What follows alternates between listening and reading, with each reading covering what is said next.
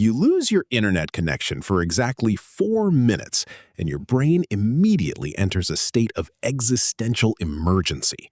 You check the Wi-Fi router, you restart your phone, and when that fails, you seriously consider reading the ingredients on your shampoo bottle or starting a conversation with your houseplant. You assume this desperate itch for stimulation is just a normal human trait. But a caveman from 30,000 BC would look at your 4-minute panic and diagnose you with a severe brain disability. Your prehistoric ancestor could sit on a damp rock staring at a blank canyon wall for 6 hours without a single podcast, notification, or urge to check their inbox. To them, that silence contains something your brain has almost completely lost. And the weird part is that losing it may be the reason you feel anxious today. To understand why your ancestor was the undisputed king of doing absolutely nothing, you have to look at how they actually got their dinner. You might romanticize the Stone Age as a non-stop action movie of hunting mammoths and dodging saber-toothed cats, but prehistoric hunting was mostly just waiting. A hunter would lie face down in the mud behind a dry bush for 6 hours, barely breathing, just waiting for a deer to walk by. If they sneezed, checked their surroundings, or shifted their weight, the deer would run, and the family would starve. Their face would swell up like a balloon as they fought the urge to sneeze, but they stayed perfectly still. In the Paleolithic, survival was 95% waiting in silence and 5% running for your life. Your ancestors did not just tolerate the silence, they depended on it. Your brain burns 20% of your daily energy just existing, which is like running a small refrigerator inside your skull. You assume you are saving that energy by lying on your couch and scrolling through your phone. You are not. Your brain still burns that same fridge load of power. The difference is that your prehistoric ancestors spent their energy budget tracking one single task, deciding if a leaf moved because of a breeze or a venomous snake. They rarely had to split their attention across dozens of unrelated problems. You, however, spend that same energy tracking 60 browser tabs at once, attempting to solve 400 fake problems at 2 in the morning. This mismatch has turned you into a dopamine junkie who would literally rather suffer physical pain than spend 15 minutes with your own thoughts.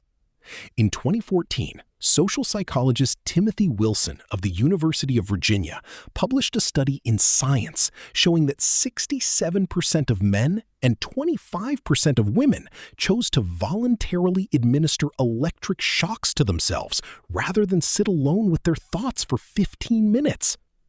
Imagine sitting in a blank, quiet room. There are no screens, no books, just a single red button that delivers a painful shock. After 3 minutes of silence, you scream, slam the button, get electrocuted until your face is charred, and sigh in relief. This number means you would literally choose physical pain over a quarter hour of quiet reflection. The reason your ancestors did not need to shock themselves to stay sane is that their silence was never truly empty. In the ancestral forest, silence was a high-definition stream of data. Your ancestor's brain was constantly processing the 3D acoustic map of the jungle. A sudden silence from the birds meant a predator was near. A distant snap of a twig meant food. Their brain was fully engaged, active, and alive, even when they were not moving. Today, when you turn off your phone, your brain is still wired to scan the environment for survival data. But instead of birds and predators, you hear the hum of the refrigerator, the hum of the traffic, and the distant bark of a dog.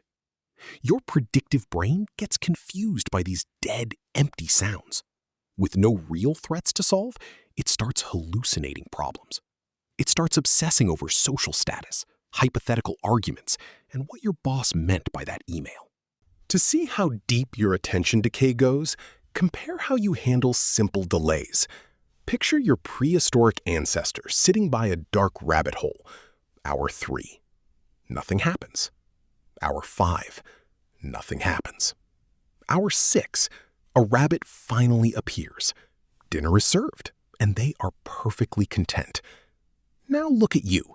You wait 8 seconds for a YouTube video to load, throw your phone onto the couch in a fit of rage, and declare modern civilization completely broken. The average modern person checks their phone over 100 times a day, meaning you are constantly interrupting your own thoughts.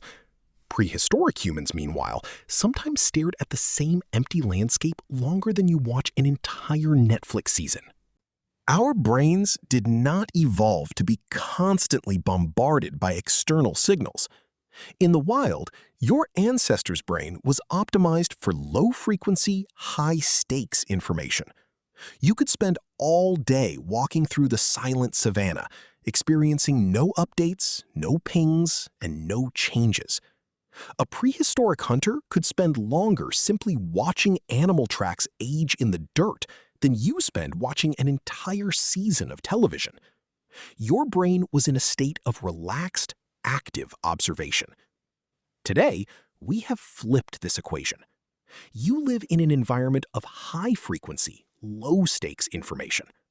You are exposed to more notifications, headlines, and advertisements in a single afternoon than a Paleolithic hunter would encounter in their entire lifetime.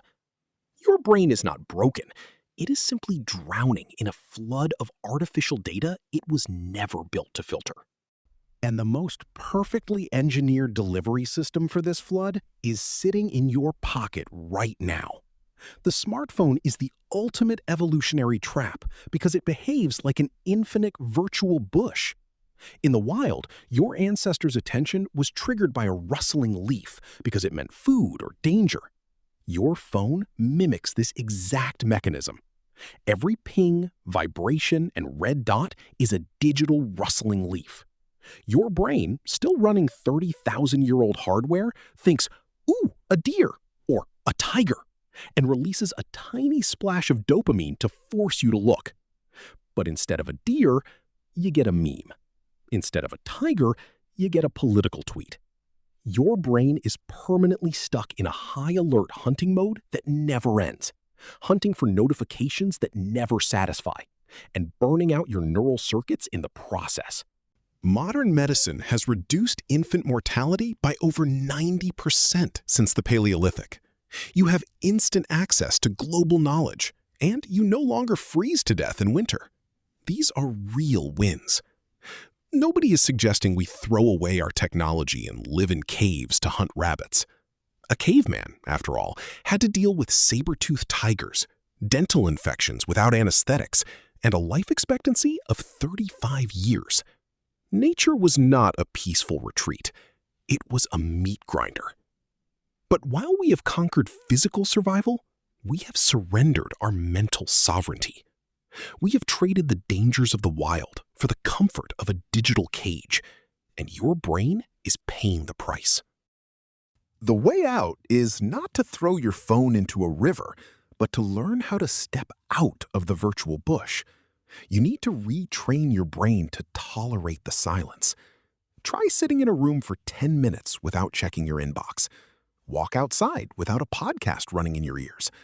Let your mind wander until it stops hallucinating threats and starts finding peace. The silence is not a void that needs to be filled with noise. It is the space where your brain finally gets to rest. 30,000 years ago, your ancestors survived 6 hours of silence to catch dinner.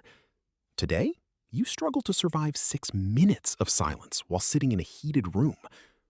The scary part is not that your brain changed, it's that it didn't. Put the phone down and let your inner caveman rest. What is the longest you have gone without looking at a screen? Tell me in the comments. I read everything.